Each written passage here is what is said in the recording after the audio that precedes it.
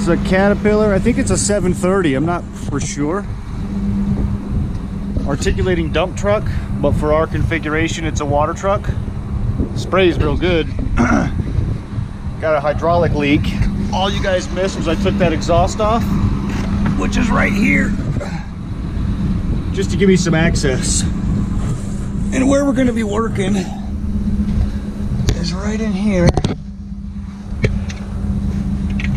You guys can see in there. Got a little hydraulic leak. Right there where this pump mounts. It's leaking right there. So our pump mounting bolts are 24 millimeter. I also got the 15/16 service wrench. And if you look on there, 15/16 is a 23.81 millimeter. So it'll work. Alright, got this bolt loose. Somebody went full retard on it.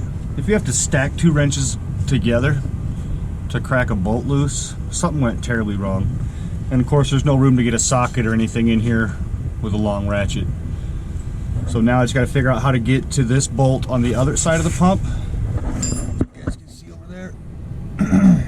Not very much room. So let me mess around and see what I can come up with for that other side. All you guys missed so far, got that one bolt loose, took this cover off. I'm gonna have to tilt the cab so I can get to that other side of that pump. I was hoping I could just kind of finagle in there, but there was no way.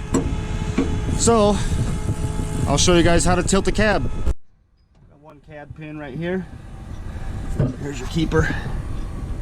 Just goes in there. Got one in the front.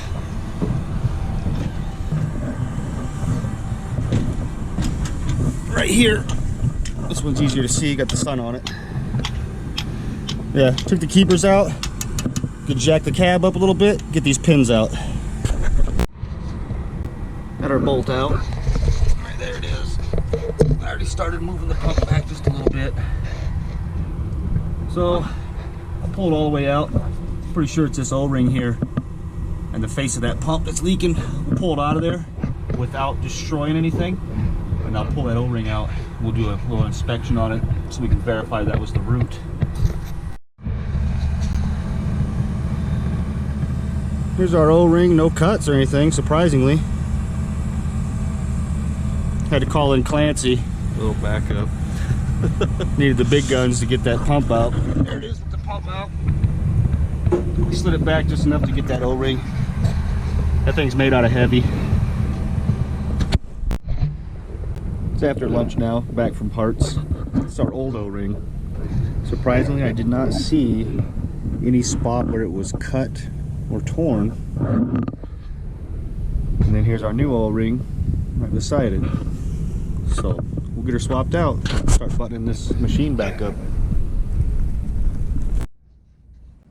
Got our new O-ring installed. This pump is heavy, so I'm using a pry bar. We can't walk it back in where it goes.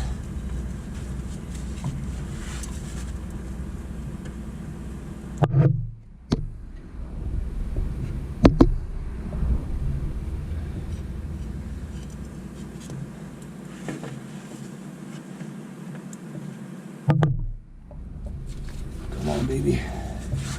Get in there. There it is. Well, there we go. She's drawing it right in. Not very much tension on it.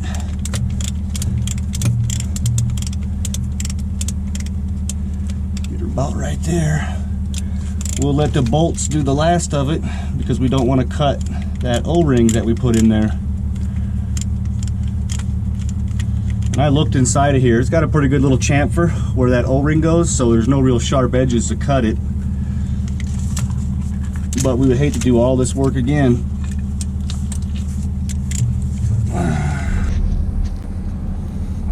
All right, we got that other bolt started. Let's get this one started. We can get this machine buttoned up.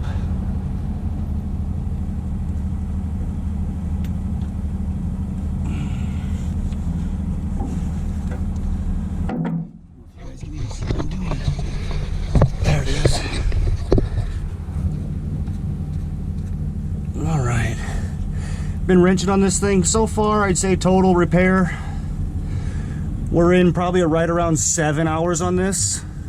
Maybe 8 hours, somewhere between 7 and 8. But that also includes me running to go pick up my own parts, which, you know, that was probably an hour right there. You know, about 30 minutes each way. I had to wait probably 30 minutes, so. But with any luck, I think we'll have it all buttoned up and be running probably within the hour, I would say. 1 more hour, we should be cranking her up. Here's our pins that keep the cab secured when it's in the down position. Notice it's only got one keeper. But if you look here, the keeper goes through that and then locks. So as long as the keeper's there, the pin can't walk in or out. Another look at that pin. You guys can see it over there.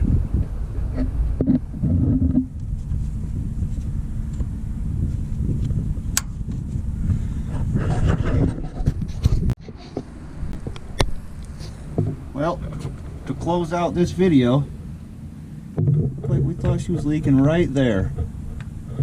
So I resealed this pump, cranked it up to verify, and now it appears to be leaking right there.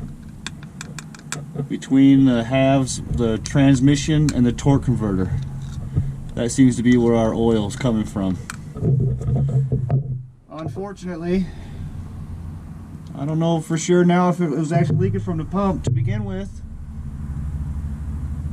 But hey, you learn as you go, and we even document our failures.